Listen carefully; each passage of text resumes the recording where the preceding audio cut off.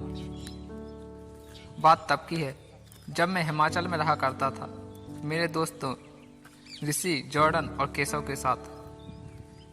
हम सब ने साथ में ही पढ़ाई पूरी की और अब साथ में ही यहाँ नौकरी कर रहे थे। शाम ऋषि के घर से फोन आया कि उसके बड़े भाई की सगाई पक्की हो गई है और 2 दिन में सगाई है। उसे सगाई अटेंड करनी ही करनी है हम सब के साथ। ऋषि ने जब हमें सगाई की बात बताई तो इतना खुश था मानो उसकी सगाई तय हुई हो। सगाई की सुनकर जॉर्डन ऋषि से मजाक में बोला, चल यार, अब तो भैया की शादी पक्की हुई है तो पार्टी तो बनती है। ऋषि भी कह देता है, हाँ हाँ क्यों नहीं, परसों निकलते हैं तब करेंगे पार्टी। फिर 2 दिन बाद हम सब ऋषि के घर के लिए निकले जो कि नोएडा में है। हम सब एंजॉय करते हुए जा रहे थे और ऋषि ड्राइव कर रहा था। काफी सुनसान इलाकों के बाद करीब 1 बजे ऋषि ने एक बार गाड़ी रोक दी और सबके लिए एक एक बोतल बियर और कुछ सामान खाने के लिए लाया। ए लो भाई लोग, ये दारू पार्टी मेरे भाई की शादी की खुशी में। ए लो भाई लोग, ये दारू पार्टी मेरे भाई की शादी की खुशी में। हम सब बियर पी रहे थे लेकिन ऋषि ने सिर्फ एक ड्रिंक ली और बोतल मुझे थमाते हुए बोला, भाई मुझे अभी ड्राइव करना है, तुम लोग पियो। लेकिन केशव और जॉर्डन ने उसे जबरदस्ती पूरी बोतल पिला दी। अब हम सब काफी नशे में थे और केशव ड्राइव कर रहा था। घने जंगलों के बीच से हम काफी तेज रफ्तार में जा रहे थे।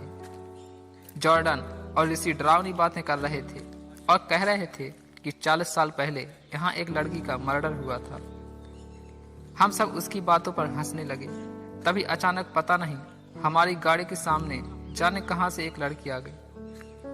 सब बड़ी जोर से चिल्ला पड़े। केशव ने ब्रेक लगा दी लेकिन तब तक गाड़ी उस लड़की को रौंद चुकी थी। उसकी चीख से हम सबके होश उड़ गए और गाड़ी पर खून देखकर सब घबरा गए। सबका नशा एक झटके में उतर गया। जॉर्डन अचानक से निकलकर उसकी तरफ जाने लगा। तभी मैंने और ऋषि ने उसे पकड़ा। मैं घबराते हुए बोला, जॉर्डन चल जल्दी, कहीं किसी ने देख लिया तो हमारी जिंदगी बर्बाद हो जाएगी। चलो निकलते हैं यहाँ से। वो जो कोई भी था बचा नहीं होगा इतनी जोरदार टक्कर के बाद। और शीशे पर से जल्दी से खून साफ करके हम और सीधा जाकर ऋषि के घर रुके। सुबह हो चुकी थी। सबने हमारा वेलकम किया और हमें फ्रेश होने के लिए एक रूम मिला। हम सब चुपचाप रूम में चले गए। अभी भी सबके चेहरों की हवाइयां उड़ी हुई थी। तब ऋषि बोला, देखो जो हुआ उसे एक बुरा सपना समझकर भूल जाओ। अंधेरे में हमें वैसे भी किसी ने नहीं देखा होगा। अब मूड फ्रेश करो और जल्दी से रेडी होकर चलो, वेन्यू पर भी पहुंचना है। हम सब भी फ्रेश हुए और तैयार होकर निकल गए। वेन्यू थोड़ी दूर था लेकिन हम में से किसी के चेहरे पर भी थकान का कोई निशान नहीं था, बस टेंशन और घबराहट के अलावा। हम सगाई में पहुंचे। सब अच्छे से हो रहा था। हम लोग भी खूब एंजॉय करने लगे मानो जैसे कि कुछ हुआ ही ना हो।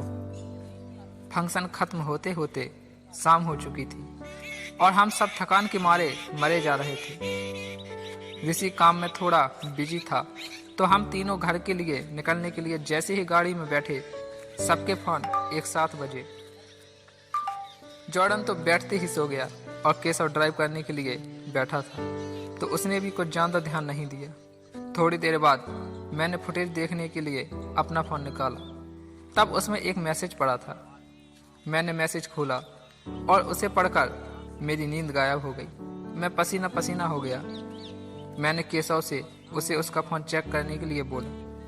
केशव ने फोन निकालकर मैसेज पढ़ा तो वो हंसने लगा, अबे ये क्या है? तुम सब मरोगे, मैं अपनी मौत का बदला लेकर रहूंगी, किसी को नहीं छोड़ूंगी। ये मैसेज गया तो तुम भी गए।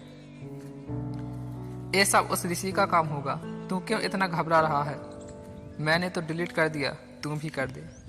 इतने में मैं घर आ गया। मैंने जॉर्डन को उठाया और अंदर ले जाने लगा। तभी केशव बोला, अरे रोहित, ये देख ऋषि का मैसेज आ गया, लेने के लिए बुला रहा है, तू इसे लेकर अंदर जा। मैं उसे लेकर बस अभी आया। मैं अभी अंदर जाकर कुछ देर उस मैसेज और उस रात के बारे में सोच रहा था और सोचते सोचते सो गया। सुबह जॉर्डन ने मुझे उठाया। वो बड़ा घबराया हुआ था।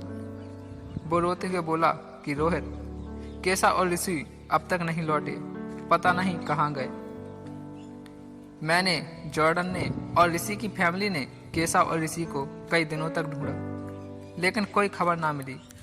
फिर 4 दिन बाद उनकी फोन लोकेशन ट्रेस हुआ और सब लोग वहां पहुंचे।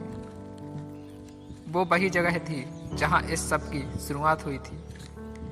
वहां बस ऋषि की गाड़ी और उनके फोन मिले और कुछ नहीं मिला, जिनमें वो मैसेज नहीं था।